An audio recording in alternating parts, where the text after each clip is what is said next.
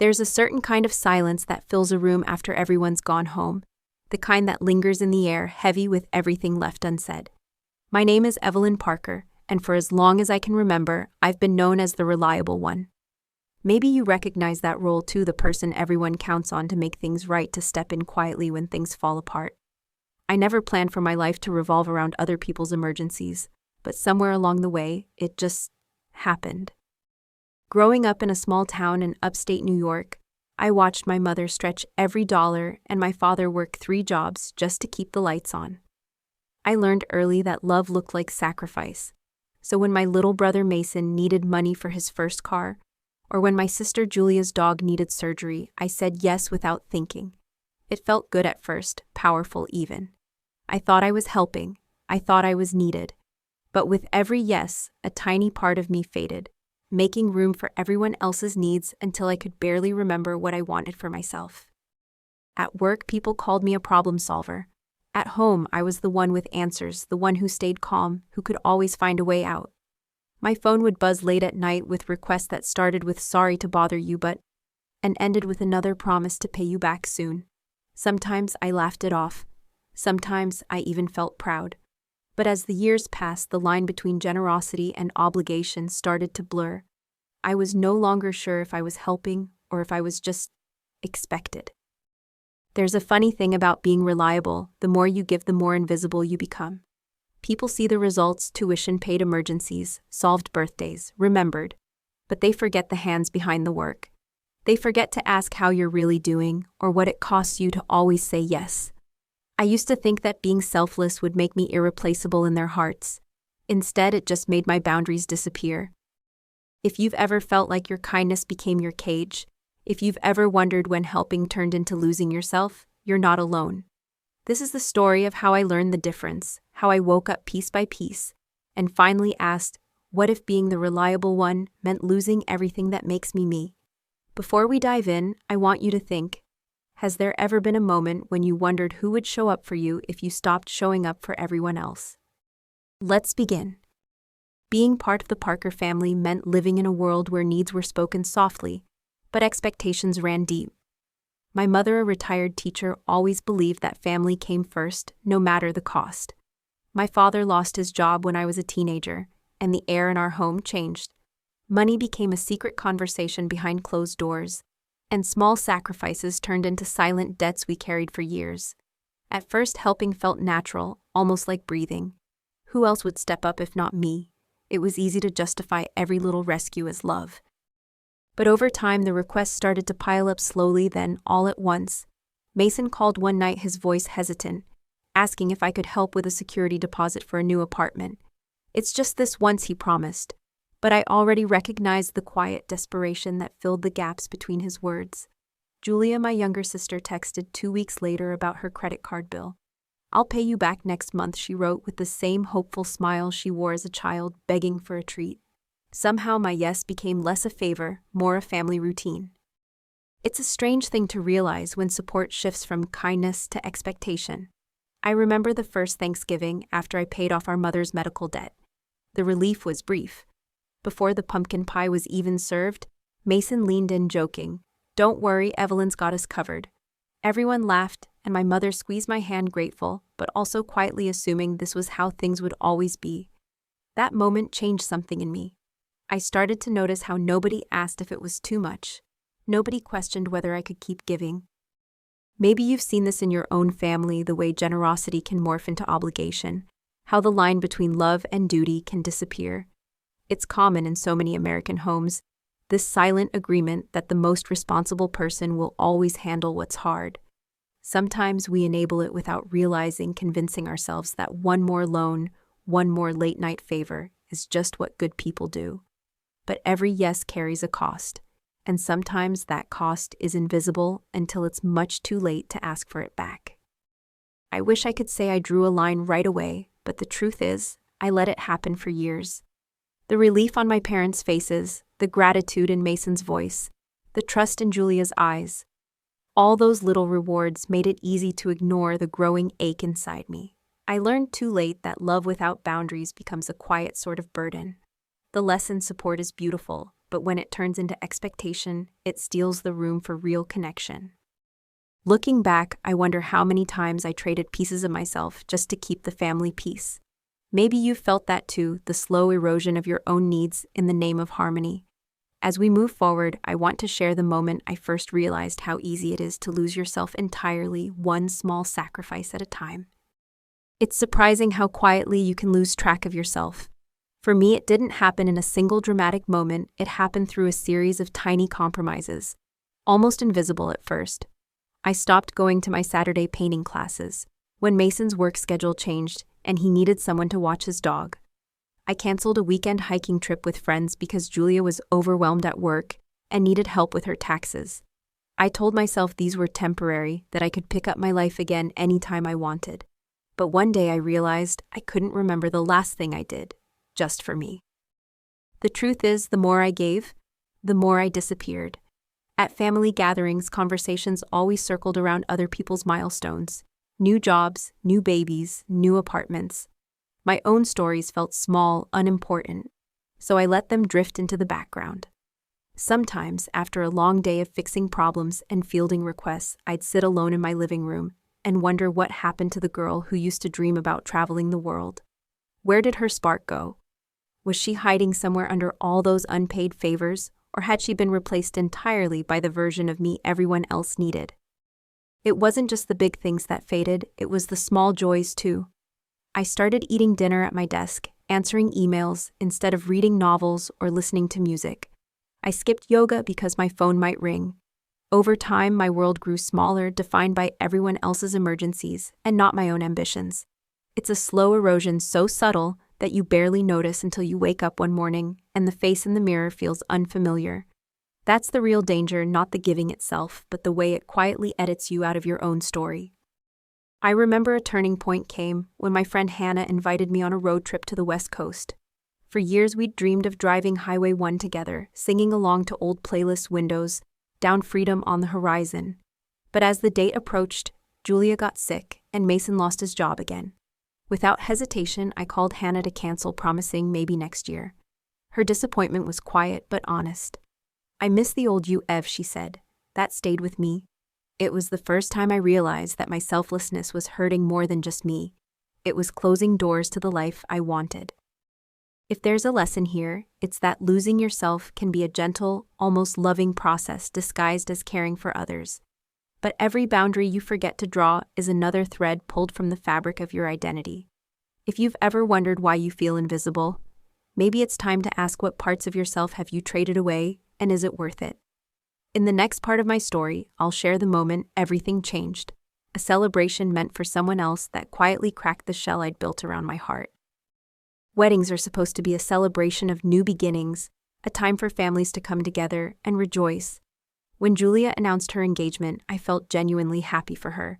She'd always dreamed of a big, beautiful ceremony, and everyone in our family buzzed with excitement. But as plans took shape, it quickly became clear that my role would be less about celebrating and more about holding things together behind the scenes. I found myself fielding calls from vendors, sorting out budgets, and covering surprise expenses that seemed to multiply every week. Each time someone needed a solution, my phone rang. At first, I told myself this was what sisters do. I wanted Julia's day to be perfect, and helping felt like the right thing. But soon, my help became an expectation. Mason called asking if I could advance him money for a tuxedo, since it was all part of the family event. My parents casually handed me invoices from the florist and caterer, never directly asking, but always assuming I would find a way. Sometimes I laughed about it with friends, how I was playing the role of maid of honor, accountant, and event planner rolled into one. But deep down, something didn't feel quite right. The days leading up to the wedding were a blur of logistics and late-night problem-solving. I spent my lunch breaks on the phone, with the venue, negotiated rates with photographers, and even tracked down lost shipments of decorations. There was never a thank you, just more requests layered one on top of another. When I saw the guest list had ballooned beyond what we'd discussed, no one thought to ask if I was comfortable footing the extra cost. I started to realize that my generosity wasn't a gift anymore. It had become a silent obligation, quietly expected, but never acknowledged. The actual wedding day felt surreal. Guests arrived in bright summer dresses, laughter floating across the lawn, as string lights flickered overhead. I watched Julia beam with happiness surrounded by family and friends. As the ceremony began, I stood at the back out of sight, answering a frantic call about the seating chart. It struck me in that moment that my presence was essential, but my feelings were invisible. No one noticed when I finally took a seat by the kitchen door or when my name was missing from the program's thank you list. I sipped wine and wondered if anyone would even remember I was there at all. If there's a lesson in that day, it's that love and loyalty don't always guarantee appreciation. Sometimes the more you do for others, the less visible you become. It's easy to fall into the trap of thinking that giving will earn you a place in people's hearts. But sometimes it just makes you fade into the background. The wedding broke the illusion for me. It opened my eyes to a truth I'd avoided for too long. You can't give and give without eventually running empty. In the next part, I'll tell you how one public moment meant to be joyful became the turning point that forced me to speak up for the first time. No one prepares you for how much a single careless moment can sting. After all the hours spent keeping the wedding afloat, I thought maybe, just maybe, someone would pull me aside and whisper a thank you. Instead, what I got was a spotlight I never asked for. During the toast, my father took the microphone, cheeks flushed with pride and champagne. He started with stories about Julia and Mason, drawing laughter and applause.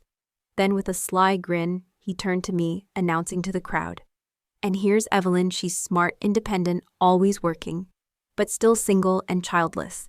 At least she picks up the check." The words rippled across the room, laughter following quickly, too quick, too loud, almost eager to join in. Julia's friends smiled uncomfortably. My mother looked down at her plate, pretending not to notice. For a moment, I sat perfectly still, my wine glass trembling just enough for me to notice. All the small sacrifices, the sleepless nights, the way I'd put everyone's needs above my own, none of it mattered. I wasn't the sister who kept the family together. I was the punchline, my worth measured not by who I was but by what I hadn't achieved. It's hard to explain how isolating that moment felt. Maybe you've been there on the receiving end of a joke that wasn't really a joke, surrounded by people who laughed because it was easier than being uncomfortable.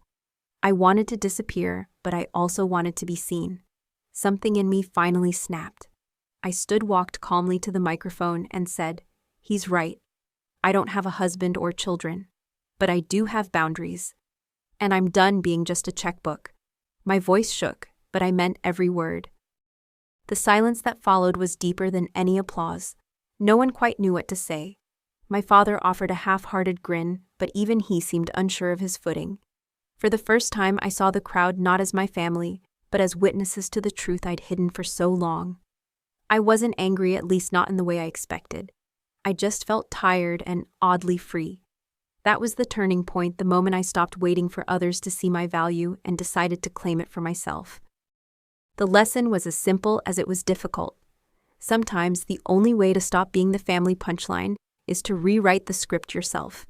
Public humiliation can break you, or it can wake you up. I chose to let it wake me.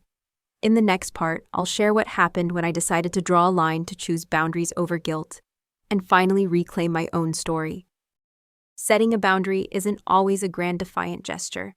Sometimes it's just a quiet decision made in the stillness that follows disappointment. That night after the wedding, I lay awake replaying every detail in my mind. I realized I'd spent years waiting for gratitude, but all I received was expectation. As dawn broke, I finally allowed myself to ask the question I'd been afraid of.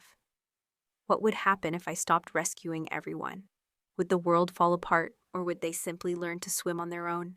It was time to find out who I was without the weight of everyone else's needs. The first step was small but symbolic.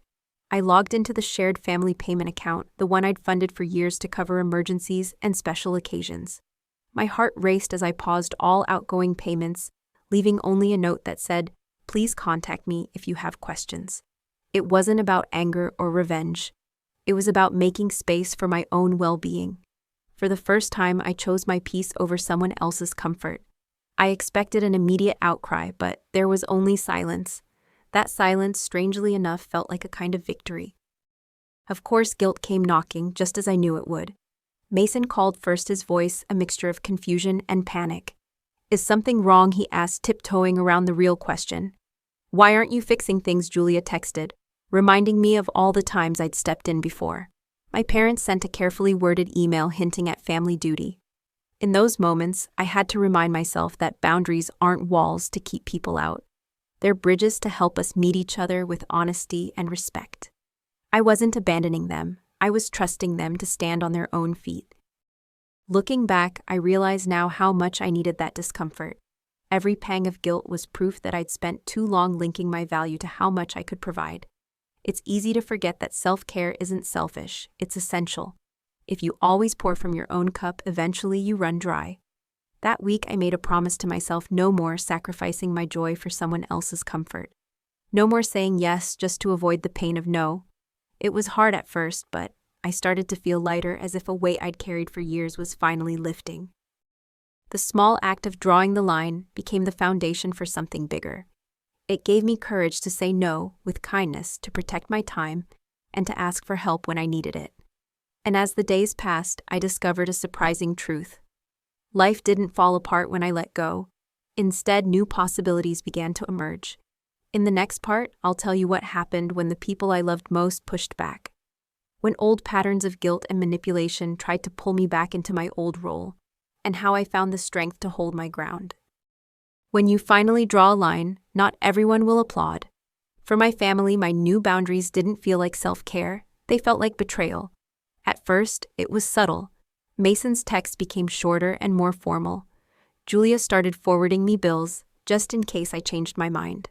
My parents called with stories of how tough things had become, weaving in gentle reminders of all we've done for you, Evelyn. I knew they weren't being cruel.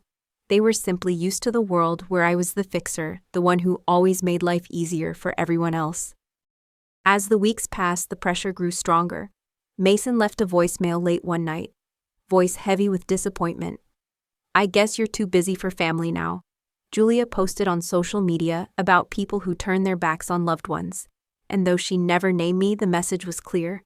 Even my parents tried to appeal to my sense of duty. "We're not asking for much," my mom said gently. "Just a little help like before." The hardest part wasn't their anger, it was the guilt that crept in, whispering that maybe I was being selfish after all. It's a common story, isn't it? The moment you put yourself first, people accustomed to your giving heart often use guilt or emotional manipulation to pull you back. I remember reading about this pattern, how families sometimes move the goalposts, shifting blame or painting the boundary setter as ungrateful. It's rarely malicious, but it's powerful all the same. The urge to make things right, to go back to the old patterns, is strong. For a while, I almost gave in, thinking one last favor would make the tension disappear. But every time I considered it, I felt that old weight return, pressing down on my spirit. A turning point came when Mason finally called, not to ask for money, but to actually talk. He admitted that he'd leaned on me too much, that our parents had grown to expect my help as a given. For the first time, he acknowledged his own role in the family dynamic. "I'm sorry, Ev," he said, his voice quieter than I'd ever heard. "I guess I never thought about what it cost you." That conversation didn't fix everything, but it reminded me that honest dialogue can open doors even in the toughest moments. If there's a lesson here, it's that setting boundaries will sometimes make you unpopular, especially with those who benefit most from your selflessness. But respect born of guilt isn't real respect. True connection requires honesty, even if it means withstanding the storm. In the next part, I'll share how reclaiming my financial and emotional autonomy changed the shape of my life, and how I began to rebuild trust with both my family and myself. Taking back control of my life wasn't just about drawing boundaries, it was about reclaiming my own story, one small step at a time.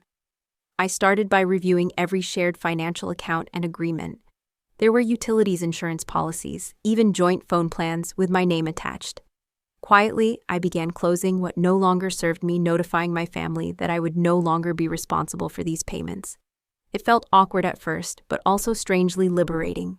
For the first time in years, I felt like the author of my own decisions, not just a character in someone else's drama. Practical changes made a real difference. I set up automatic payments for my own bills, separated my finances completely, and even found a lawyer to help me clarify the boundaries of what I legally owned.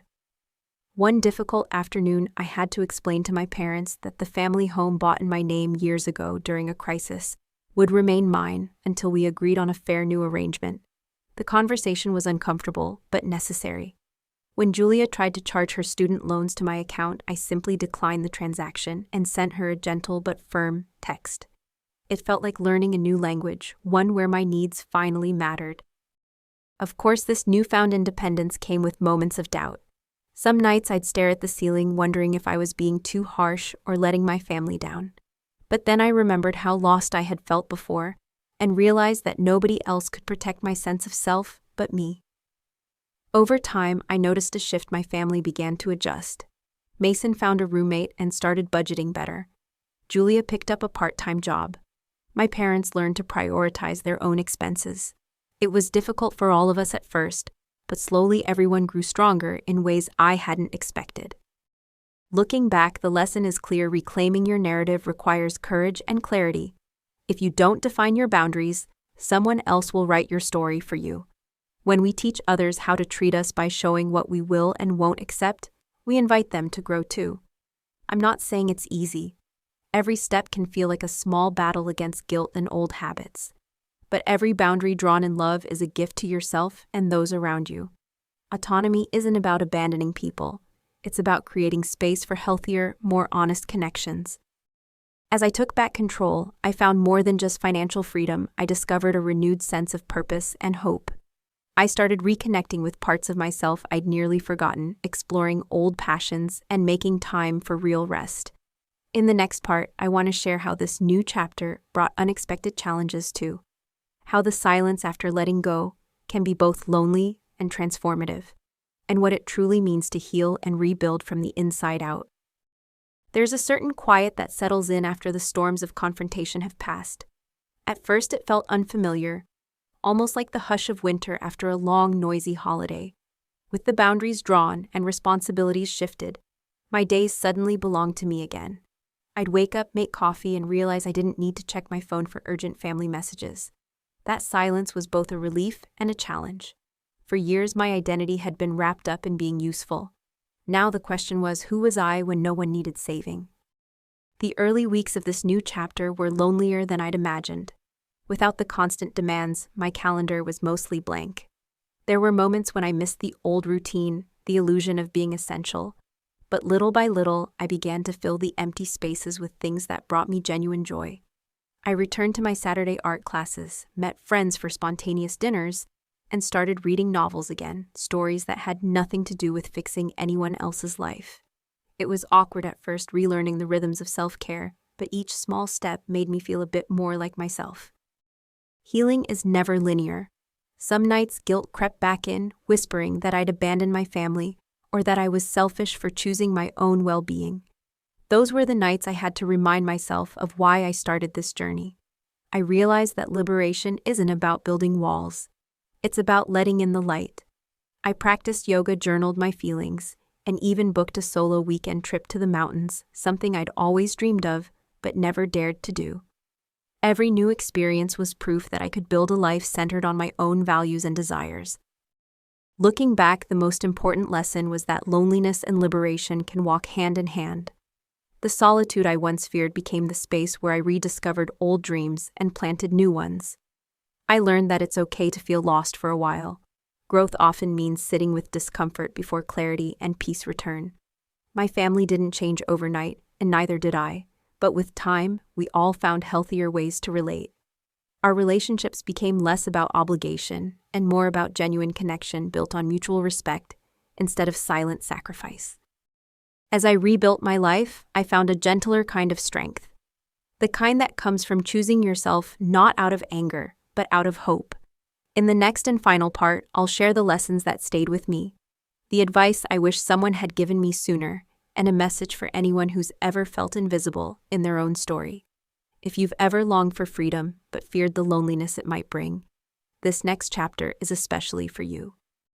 Looking back on my journey, I realized that true freedom doesn't come from never giving. It comes from learning when and how to give, and just as importantly, when to say enough.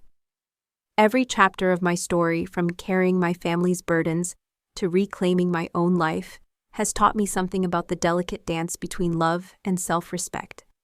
I learned that generosity without boundaries leads to exhaustion, that silence can be both a wound and a doorway, and that standing up for yourself is a gift not just for you but for everyone you love. There were days I doubted myself, questioning if I was selfish for wanting more. But as I started to heal, I saw that choosing myself wasn't abandonment, it was an act of hope. I discovered that family bonds are strongest when built on mutual respect, not quiet sacrifice. Each difficult conversation, each step away from old patterns, helped me find my voice. The loneliness I once feared became the quiet space where I could finally listen to my own heart. I learned that we teach others how to treat us by what we allow and by the courage to set boundaries, even when it's hard. If you see yourself anywhere in this story, if you've ever felt invisible or exhausted or trapped by the weight of other people's needs, know that you're not alone. Healing is messy, progress is slow, but every boundary you draw is a promise to yourself that you matter. The world needs your kindness, but it also needs your wholeness. Don't be afraid to take back your narrative. Rebuilding your life isn't about shutting others out.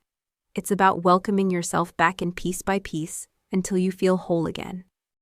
So what about you? If any part of my journey spoke to your experience, I'd love to hear your story. Leave a comment below, and let's build a community where honesty and courage are celebrated. If you found hope or strength in these words, please like and subscribe. It helps our stories reach others who might need them. You deserve to be the hero of your own life, not just a supporting character in someone else's. Your voice matters, your boundaries matter, and your happiness is worth protecting. Thank you for sharing this journey with me. Let's keep growing together.